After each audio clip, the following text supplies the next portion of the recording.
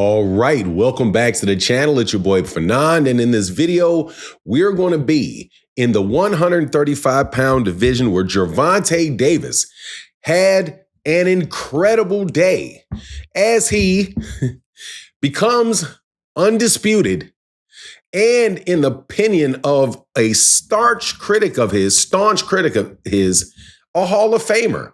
All in the same day. Let's talk about what Tim Bradley had to say about Gervonta and Gervonta's new contract that must be bringing him a lot of money. Let's talk about that in this video.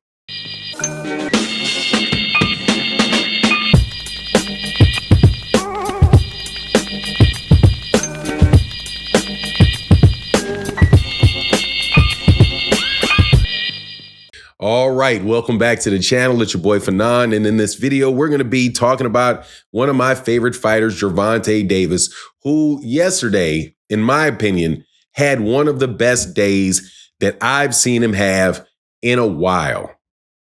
First thing was, let me sip my coffee, that Tim Bradley, his most staunch critic, magically changed his mind about Gervonta. As Gervonta's team announced, or I saw on Twitter, that he's now part of the Undisputed video game. Also, it has been confirmed that Gervante Davis is coming back in the fall. Now, before I get into all the details, let me welcome you back to the channel.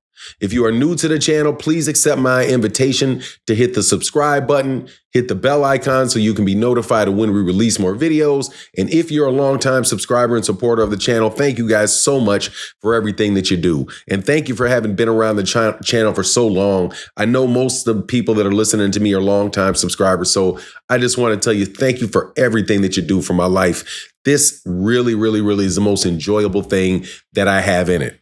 But let's get into this details, because I could not believe my ears when I heard Tim Bradley give Gervante Davis his credit.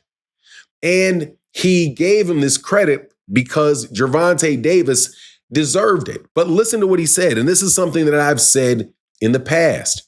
He said, he pointed to the welterweight division and said, look, Rolly is a champion because Rolly Romero has just been elevated to the full WBA championship at 147 pounds. So, and now that Jaron Ennis has left, that is a world championship champion at 147 that Gervante Davis has already beaten. Also, there's another champion at 147 pounds named Mario Barrios, who's the WBC champion, and Gervante Davis also beat him by knockout. So Gervante is de facto a unified champion at 147 pounds. And that is something that you have to give that man credit for doing. I had said that multiple times, and I'm glad that other people are starting to recognize that. Now, I'm not an egomaniac. I've got a big ego, and I can be very defensive, somewhat neurotic, but I don't have enough big ego to say that I'm the reason that Tim Bradley recognized that. However, I'm very happy that Tim Bradley did recognize it, because Gervante Davis is an incredible fighter who's beaten top level competition, but people never give him credit for it while they're actually fighting the guys. But now to see what happened with Rolly and what happened with Mario Barrios, finally giving Tim Bradley giving Gervante Davis's credit. Now, also, it could have something to do with the fact that Tim Bradley probably has more freedom to do it now, that he's not calling fights for ESPN because ESPN isn't getting back into boxing. But hey, man, I'll take it any way I can get it. Now, the second real bit of good news is that Gervante Davis is being placed on this big video game called Undisputed. Now, I have not played Undisputed myself. I'm a 56-year-old man, and I retired from video games, I don't know, probably 15 years ago, something like that. Probably a little less than that, maybe 11, 12 years ago. I've decided I'm too old to be playing video games, so I never got into the Undisputed craze. there's a lot of people that said that there's, errors with the video games, glitches with the video games. Look, man, I don't really care. I'm just happy that Gervonta Davis is on a video game, getting recognized, and having people be able to interact with his character will do a lot of good for his ability to sell his fights. I think and as us, when I was a kid playing video games, man, it really does for kids. That's a good way, I think, to get people interested in fighters. So again, I was never really big into Undisputed. I stopped playing video games. The boxing video game at Fight Night, I can't remember what the Fight Night was. It was probably the last Fight Night, or maybe the Fight Night before it discontinued. But man, I was just an avid player of EA's Fight Night. So, excuse me, I have something on my eye. I was an avid, player of Fight Night when it was on EA. Like maybe I think I might have stopped at like PlayStation 2 or something like that. But anyway, man, congratulations, Gervonta. Also, the rumors of his retirement were also shut down.